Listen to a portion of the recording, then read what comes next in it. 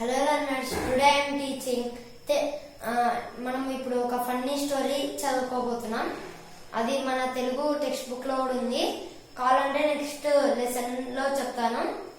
ఆ లెసన్ పేరు ఎవరు గొప్ప. అది 3rd చాప్టర్.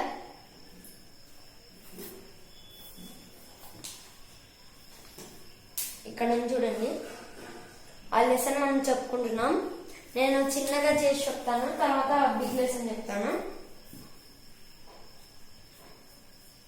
అనగనగా ఒక రాజు. ఆ రాజుకి అహంకారం చాలా ఎక్కువ ఉండేది.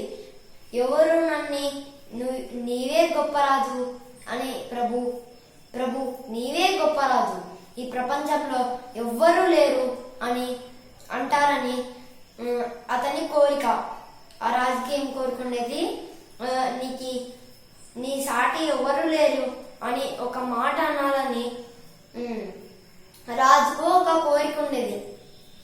ఒకరోజు చాలా వ్యక్తుల్ని, సైనికులు, శత్రువులు, రాజులు, ఋషులను, వాళ్ళందరినీ పిలిపించి నా మనసులో కోరిక ఏముంది చెప్పండి అని అడుగుతాడు.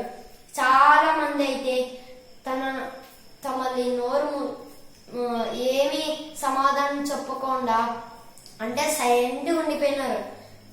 చెప్పినా తప్పే అయిపోతుంది. ఆయన ఒకవేళ తప్పైందనుకో ఉరి శిక్ష వేస్తాడో ఏమో తెలియదు. అందుకే అందరూ సైలెంట్ గా ఉండిపోయారు. ఇంకా చాలా మంది వరకు ఆన్సర్ చెప్పారు, చనిపోయారు కూడా. అందుకు మంత్రికి ఒక ఆజ్ఞ ఇచ్చాడు. నీవు వెళ్ళి ఒక్కరినన్నా పిలుచుకరా. అది ఎవరంటే నన్ను గొప్పగా పిలిచేవారిని పిలుచుకరా. అతను చాలా మందిని అడుగుతాడు, కానీ మాకొద్దండి, రాజు మమ్మల్ని చంపేస్తారు అని భయంతో ఉండిపోయేవారు. వాళ్ళ మంత్రి కొడుకుండి ఏమన్నాడంటే, నాన్న తమరు ఏమి దిగులు పడవద్దు, నేను నీకు సహాయం చేస్తాను అని చెప్పేవాడు. నాన్న నువ్వు ఏడ్చొద్దు, నేను నీకు సహాయం చేస్తాను అని చెప్పినాడు. అది ఏమి చూద్దాం దాన్ని. నేను ఒక గొర్రెల కాపరిని పిలుచుకొని వస్తాను వేరే దేశం నుంచి. అతనికి రాజు చెప్పే భాష అర్థం కాదు, ఈయన భాష నాకు అర్థం కాదు అని వాళ్ళిద్దరూ ఏమన్నా గాని, వాళ్ళు కొట్టుకుంటారో చనిపోతారో ఏమో తెలియదు, కానీ మనం మాత్రం సైలెంట్ ఉన్నాం పక్కన అని చెప్తున్నాడు. దానికి వాళ్ళ నాన్న ఇది సక్సెస్ అవుతుందా అని అడుగుతాడు. నాన్న అంటాడు. ఒక గొర్రె కాపరిని పిలుచుకొని వచ్చి అతని ముందర పెడతాడు.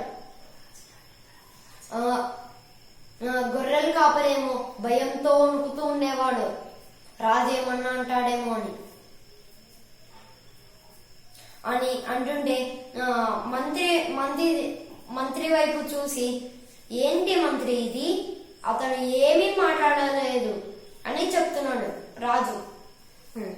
మంత్రి ఉండి మీరు మాట్లాడే భాష అతనికి అర్థం కావడం లేదు, ఒకసారి మీరు సైగలు చేసి చూడండి అని చెప్పాడు. దానికి రాజు ఒక ఏలు చూపించాడు. ఒక ఏలు అంటే నేనే గొప్ప అని అనుకున్నాడు రాజు. కానీ గొర్రెల కాపరి ఇంకో ఏలు చూపించాడు. దానికి రాజుండి 3వ ఏలు చూపించాడు. దాని మీనింగ్ చెప్తాను. అందుకే 3వ ఏలు చూపించిన వెంటనే గొర్రెల కాపరికి అర్థమైపోయింది. మొహం తల తిప్పుకొని కోపంగా వెళ్ళిపోయాడు. ఎందుకంటే మళ్ళా రాజు ఏమనుకున్నాడు, నాకు పరిష్కారం దొరికింది, ఇతను మాత్రమే అర్థం చేసుకున్నాడు అని అనుకున్నాడు. వెళ్ళి ఆ కాపరిని పిలుచుకరండి, నేను సన్మానం చేస్తానని చెప్పేవాడు. చెప్పినాక మంత్రి దగ్గర రాజేమంటున్నాడంటే మేము ఏం మాట్లాడుకున్నామో చెప్పండి అని అడిగాడు. మంత్రి ఉండి మాకు తెలియదు ప్రభు, తమరే చెప్పండి అని అడిగాడు. దానికి రాజు ఏమన్నాడంటే, ఈ ప్రపంచంలో నేనొక్కనే గొప్పవాడినని ఇలా చూపించాను, కానీ అతడు మాత్రం 2వ ఏలు చూపించాడు. నాకన్నా ముందు దేవుడు ఉన్నాడు కదా అని 3వ ఏలు చూపించినాక దేవుడి కన్నా ముందర ఎవరు లేరు ప్రభు అని అతను కోపంగా మొహం తిప్పుకొని వెళ్ళిపోయాడు. అని అనుకుంటున్నాడు రాజు. కానీ ఈ గొర్రెల కాపరి ఏమనుకుంటున్నాడో చూద్దాం. మంత్రి తన కొడుకు వెళ్ళి పిలుచుకరానికి వెళ్ళాడు. కానీ గొర్రెల కాపరి ఏమన్నాడంటే, మంత్రి ఏమన్నాడంటే, ఏందయ్యా నువ్వు ఇట్లా చూపించినావు, లాస్ట్ కి ఇట్లానే లోపు వెనక్కి వచ్చేసినావు, నీకు సన్మానం జరుగుతుంది రా అని పిలిస్తే దానికి అర్థం ఏంది చెప్పమన్నాడు. ఏదో నాతో 3 గొర్రెలు ఉన్నాయ్యా, అవి అందులో నేను ఒకటి అమ్మేసి ఇంకోటి దాన్ని డబ్బులు సంపాదించుకొని అట్లా చేసుకునేవాడిని అంటున్నాడు. రాజు ఒక గొర్రెను ఇట్లా చూపించింటే నేను ఒక గొర్రె అనుకున్నాను. కానీ నేనేమన్నాను, ఇంకో గొర్రె, రాజు అడగడమే గొప్ప అని నేను ఇంకో ఏం చూపించాను 2 అని. ఆఖరికి రాజు 3 గొర్రెలు ఇట్లా చూపించాడు.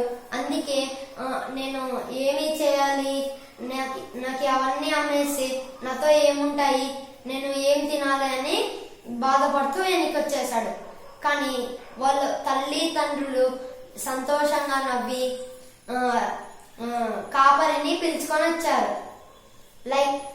అంతే గాయ్స్, ఈరోజు ఫన్నీ స్టోరీ మీకు నచ్చిందా లేదో కామెంట్స్ లో చెప్పండి. లైక్ అండ్ షేర్, సబ్స్క్రైబ్ కూడా చేసుకోండి.